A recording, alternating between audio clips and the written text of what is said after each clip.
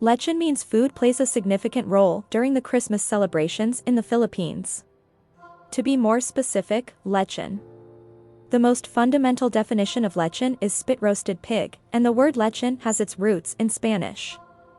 The belly of the pig is then packed with various herbs, alliums, and spices, and the skin is rubbed with coconut water, soy sauce, soda, or milk in order to provide a particularly crisp texture. After that, all that is left to do is wait until the pig is put on a spit and carefully tossed over hot coals for several hours. This part of the process can take quite some time. If you take a stroll around the center of town, you can come across lechon weighing up to 45 pounds that is being roasted on rows of bamboo spits. Although La Loma in Manila is also well known for its lechon, the city of Cebu is the most well known for its lechon. There are other regional varieties of lechon, though. Lechon is a dish that is considered to be a centerpiece on the Christmas table for many families all around the archipelago.